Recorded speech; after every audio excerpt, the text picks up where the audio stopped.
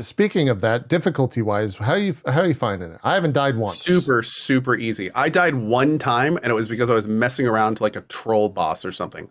Like I could have just kept spamming triangle and killed him because I ran out of pots, but I was just like, let me just go in and try something. Ended up dying almost just to see what the death scene was like. Yeah. But no, whenever I'm no, there's no difficulty until levels. You beat it. There's like one at the beginning, and then you can make it even easier with a bunch of, to their credit, awesome accessibility items. They're and not approachability, accessibility. There are a bunch of items that you can do to basically make the game like you press a button and you will get through all the encounters, which again is awesome if you are, have hand disabilities or other disabilities that prevent you from doing that. You can still 100% participate in the game. So good on them for doing that. But from in terms of the actual difficulty, the game is easy. The game is easy because it gives you, again, there's not a huge amount of the depth in the combat system is sort of there if you want it to be. You can do all sorts of crazy things concerning charge ups and air combos and juggling and all this stuff. But the fact of the matter is you don't have to do any of that. And it's super easy. Like they don't, and you're not, more importantly, you're not really rewarded for it. Like you can do all that stuff, but the most it's going to do, and I haven't even confirmed this, the most it's going to do, I think, is maybe give you some better ratings to get you a little bit more stuff at the end of the fight. I think you get a little more ability points. Yeah, but I mean, it's by no means like you don't have to do it at all. Yeah. All the attacks the enemy do are relatively telegraphed. They are very spongy. Like even if the game kind of is there to learn how to maximize this thing called the stagger state, how to get enemies there, especially the spongy ones, and then utilize it the best way. And I'm still figuring that out. That part's kind of fun. There's certain abilities that work really well in it and others that really don't. And that's just kind of cool. But it is an easy game. It is an easy game. I'm pretty much chaining, like I use my abilities to break them down. I use my AoE and single abilities all over the place when their timers are up during normal fights, basically chaining the X triangle combo and getting that down, and the gap closers and pulls and stuff. But it's easy, man. Yeah. I think they made the game very approachable in that regard. Apparently there's a new game plus. There is, and it changes a lot. It changes enemies. Yeah. It changes like I think I saw a couple people saying that it's straight up just hard. Like the new game plus, if you're playing, I think it's called Final. Which I kind of feel like they should have made that difficulty a selectable option at the beginning. Yeah. With a game this long and this big, and also the fact that there's basically no choice in it. Like once you've played through it once, like you've gotten the whole story down. It's not like there's multiple paths or anything.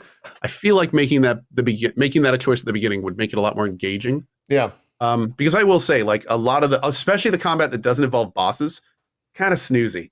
Like there's really, you can't really die. You mentioned even trying at all. You mentioned like the sponginess of some of the mobs. I feel like if they didn't have the HP, you couldn't do more than 2 abilities. Because like the non-stagger bar mobs, it's like those guys have no sponginess. Yeah, they have. When I say spongy, I mean I'm specifically talking about the stagger bosses. Yeah, the little guys. I mean, most of the time you can kill. Like there's an ability called Phoenix, whatever. It's the big one you can get in Phoenix. Yeah. That thing pretty much one shots everything that doesn't have a stagger bar. Yeah. And if it doesn't, you just literally do that. And then you just tap, like, for me, it's R1, but for most people, it's circle, X, square, circle, square, circle, square. And you just literally like warp to each person and kill them, kind of like Final Fantasy 15 style. Yeah. And so yeah, that stuff is a little easy. And then the other thing about the game that is a little bit weird with the difficulty is a lot of times the most iconic fights are unique and scripted. So it's kind of like you get like you're in a certain special form that has very few abilities but are super high damaging, or you're like, you're in a different part of the game, or you're doing something differently. So it becomes less of like a traditional fight and more of almost like a mini game, where you're not using your real character and all of his moves. You're using like this new or different thing, and then you're like doing that. And those scenes are always just like, they feel like tutorial level. Like you just gotta kind of like hit the buttons right and you get through them no problem. There's not really any difficulty in them. So I will say that if the harder difficulty would have been available, I feel like I think most people who stream it would probably selected it, and probably would have been a lot more engaged. Would make upgrades feel more meaningful, and like all that kind of stuff. So yeah. That's maybe one thing I would have liked to have seen. Does difficulty equal fun? It can. I was going to ask that. Absolutely. Does it take away from the fun of the game that it's so easy? I don't think it does. I think the running around in the non-iconic fights, it kind of can. Sure. I think that when I think that when you know that you can just walk into a group of mobs and hit one ability and then just mop up a little bit, and that's that fight, it does take away from it a little bit. It like I said, it becomes kind of snoozy. You don't really have to, you just kind of plow through everything. The combat system is kind of not really well utilized or really used at all in some cases. Like it's very, very, very easy. So I do wish that those fights took a little more difficulty. I had to do a little bit more, become a little bit more engaged. I think for me, that would make it a little more interesting. Not everyone, of course, but I think for me, it would have, it's a little snoozy and a little boring. I can totally see that. Yeah. For me, I've had a consistent grin. Like if I walk over and there's a little goblin hanging out and I just fucking two-shot him, I'm like, fuck yeah, I just did that. Like eat shit. You know, then I that's just true. go on.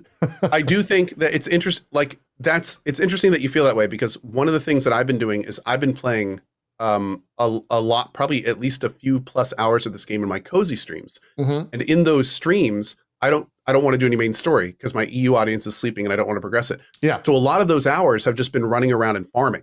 Oh. Just running around and killing these mobs. Yeah. There's not much when to you're do, doing right? that. When you're doing that, it gets old quick. And like one of the nights I was planning on doing it for a couple hours, and I did it for like half an hour and was like, I just want to go do something else. Like, this is kind of boring, you know? Yeah, so I get that. Yeah. It's not like other Final Fantasies where going and farming was like, you were getting fights and getting loot and you were getting all this experience and the levels really mattered and stuff like that. It's not the same in this game. It doesn't have the same feel. I agree with that. Yeah. Yeah. Zeke, what were you gonna say? In certain games, you can choose a weapon or a play style or something like that kind of like adds to the difficulty of it. Is there something like that? Like pick the hardest weapon to use. You could pick the bad abilities, I guess. There's you have a sword, and a sword is a sword. You just have different variations of that sword. I will say, this is cool. You do get far more abilities than you can equip. 100%. So, and then you can level those up in different ways. And I'm still trying to find, like, I think I'm doing something that's probably a little different than most, although I'm probably just unoptimized is another way to put it. But like, I, for instance, use Garuda, and the only thing I have on Garuda is counter.